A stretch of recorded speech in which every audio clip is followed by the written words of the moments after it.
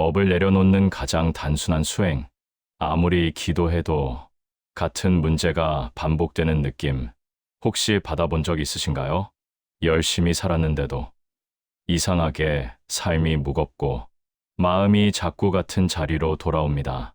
불교에서는 이걸 운이 나빠서가 아니라 업이 반복되고 있기 때문이라고 말합니다. 그런데 더 중요한 말이 있습니다. 이 업은 없애려 할수록 오히려 더 강해진다는 사실입니다.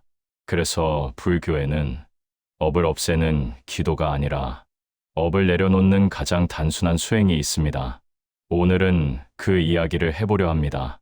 이 이야기는 누구나 살면서 같은 문제를 반복하고 같은 감정에 계속 걸려 넘어지는 이유를 아주 현실적인 관점에서 살펴보려는 겁니다. 불교는 이걸 마음이 약해서도 노력이 부족해서도 아니라 반복된 반응의 습관, 즉 업이라고 설명합니다. 그리고 오늘 이야기할 108배는 그 습관을 끊는 가장 단순한 방법 중 하나입니다. 불교에서 말하는 업은 벌이나 운명이 아닙니다. 업이란 내가 반복해 온 마음의 습관입니다. 같은 상황에서도 늘 화부터 나는 사람, 늘 자책부터 하는 사람, 늘 두려움이 앞서는 사람, 상황이 달라져도 반응이 늘 같다면 결과가 반복되는 건 어쩌면 당연한 일일지도 모릅니다. 여기서 한 번만 스스로에게 물어보셨으면 합니다. 문제가 생길 때마다 나는 늘 같은 방식으로 반응하고 있지는 않은지, 화부터 내는지, 자책부터 하는지, 아니면 도망치듯 포기해버리는지. 많은 사람들이 이렇게 기도합니다. 이 업 좀 없어지게 해주세요.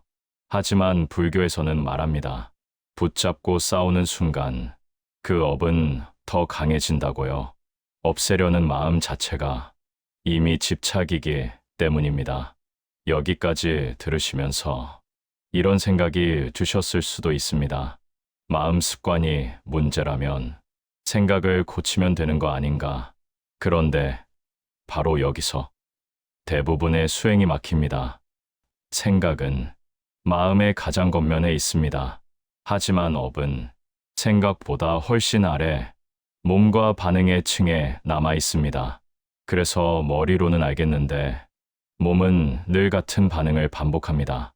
불교에서 108배를 말하는 이유가 바로 여기에 있습니다.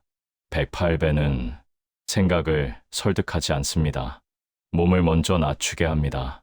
고개를 숙이고 몸을 바닥에 맡기고 나를 낮추는 반복. 그 과정에서 업은 싸움의 대상이 아니라 놓을 수 있는 대상으로 바뀝니다. 108이라는 숫자는 인간이 가진 번뇌의 총합을 상징합니다. 절 한 번은 번뇌 하나를 없애는 게 아니라 쥐지 않겠다고 연습하는 동작입니다. 그래서 108배는 생각의 수행이 아니라 습관의 수행입니다. 108배를 했다고 당장 인생이 바뀌지는 않습니다. 하지만 많은 사람들이 이런 변화를 말합니다. 문제는 그대로인데 마음이 덜 끌려간다.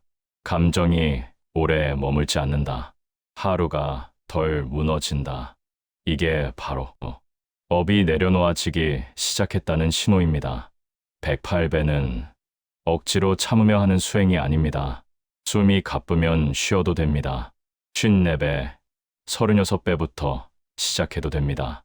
중요한 건 숫자가 아니라 내려놓는 방향을 몸이 기억하게 하는 것입니다. 업은 어느 날 갑자기 사라지지 않습니다. 하지만 분명한 건 쥐지 않기 시작하는 순간 그 힘은 약해진다는 사실입니다. 108배는 인생을 바꾸라고 요구하지 않습니다. 다만 오늘 하루 조금 덜 끌려가 보자고 조용히 제안할 뿐입니다. 그 제안이 지금의 당신에게 필요한 이야기였기를 바랍니다.